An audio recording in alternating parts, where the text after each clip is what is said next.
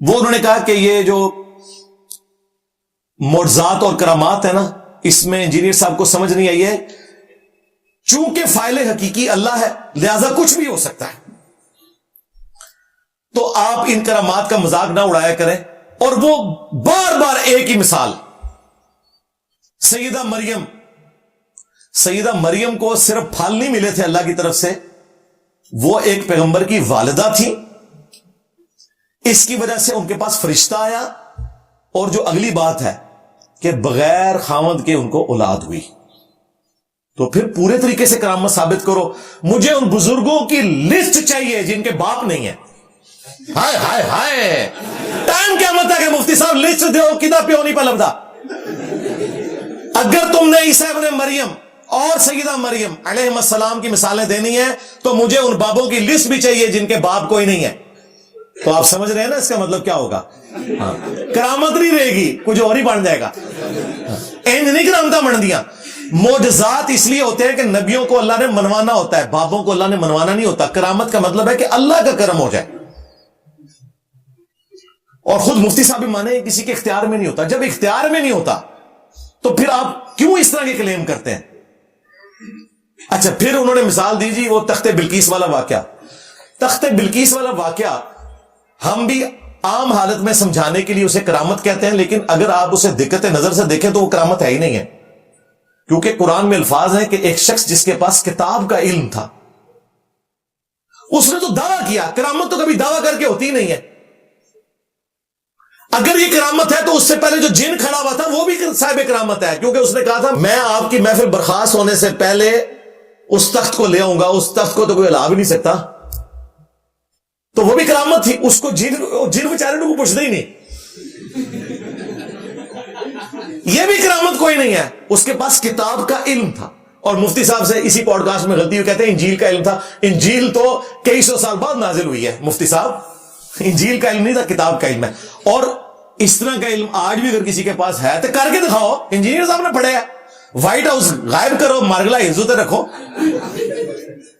پورے پاکستان نو بریلوی دیوبندی کر لو۔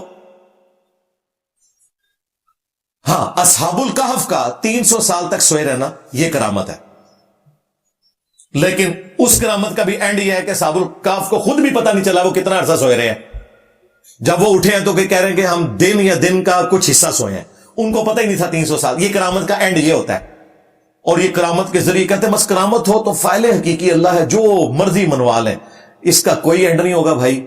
آج کی ڈیٹ میں کرامت نام کی کوئی چیز نہیں ہے، یہ کیٹاگوریکلی مجھ سے سن لیں آپ۔ کرامت زیادہ سے زیادہ یہ ہے کہ آپ کوئی دعا کریں، اللہ تعالیٰ آپ کی دعا سن لے۔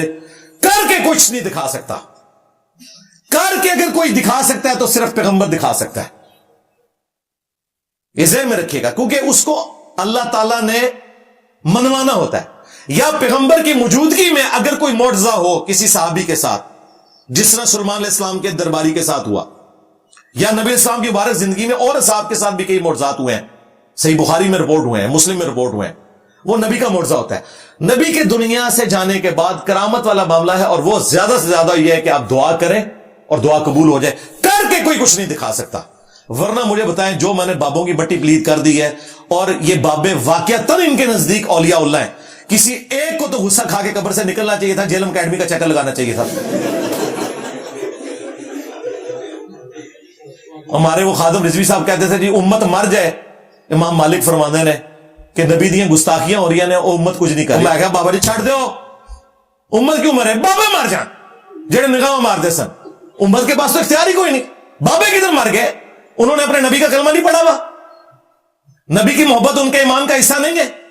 ان بابوں کو پوجا ہی تم لوگوں نے اس لیے تھا کہ یہ نبی کے وفادار ہیں۔ آج کی طرح نگاہیں مار کے یوٹیوب سے ویڈیوز کیوں نہیں ڈیلیٹ کرواتے؟ ریٹائرمنٹ لا لینے۔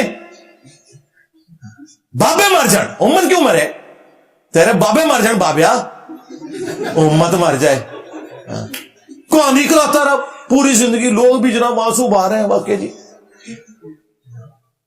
اور بابے کے دربار پہ 1000 سال تو بابا پال رہا ہے۔ اسی بابے نو پوچھنا کہ کدھر ہے بھائی، ڈیلیٹ کروا ویڈیوز، کہانیاں بنائی ہوئی ہیں۔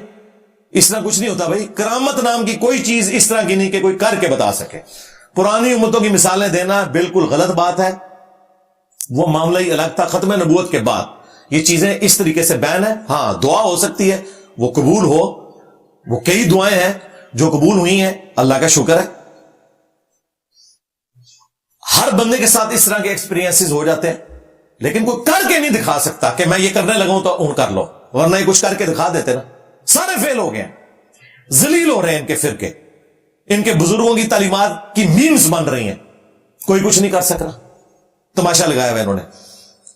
اور پھر کہتے نہیں کرامت وہی ہوتی ہے جو خلاف عقل ہو. بالکل ایسا ہی ہے, خلاف شرع تو نہیں ہو سکتی نا جی. خالد ابن ولید نے بسم اللہ پڑھ کے زہر پی لیا, توبہ توبہ, زہر پینا ہی حرام ہے, یہ کوئی کرامت نہیں ہے, یہ جعلی واقعہ ہے, یہ روایتی درست نہیں ہے. میں نے کئی دفعہ ویڈیوز میں ڈسکس کیا, اس کے الٹ حدیث ہے, بلکہ یہ الٹ ہے. حدیث یہ ہے بخاری مسلم میں کہ جس شخص نے دنیا میں زہر پیا اور وہ مر گیا تو جہنم میں اس پہ آگ کا عذاب تو ہوگا, ساتھ یہ بھی ہوگا کہ بار بار زہر پیے گا, اسی طریقے سے منہ سے جھاگ چھوٹے گی, پھر مرے گا, پھر زندہ کیا جائے گا. جس نے دنیا میں چھرا مار کے اپنے پیٹ میں خودکشی کی, دوزخ میں ایک چھرا اس کے ہاتھ میں دے دیا جائے گا, وہ بار بار اپنے آپ کو قتل کرے گا, پھر مرے گا, پھر زندہ ہوگا, پھر قتل کرے گا.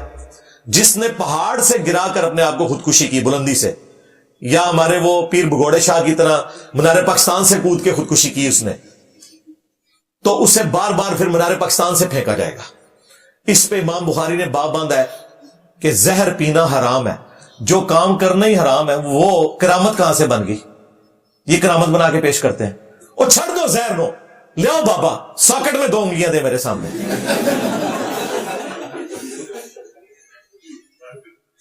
لاگ پتہ جائے گا, ساری بزرگی نکل جائے گی. جی بزرگ, جی ہر چیز دا علم ہے بزرگ, چھڑ دو سارے بزرگوں نے اسی بٹھانے ایئر بس 380 وچ, اور پائلٹ کو نکال لیتے ہیں, جہاز لینڈ کروا کے بتائے کوئی بزرگ, آخرت میں جا کے لینڈ کرے گا, دنیا میں نہیں لینڈ کر سکتے. سب کہانیاں بنی ہیں, جھوٹ ہے, اس لیے ان کی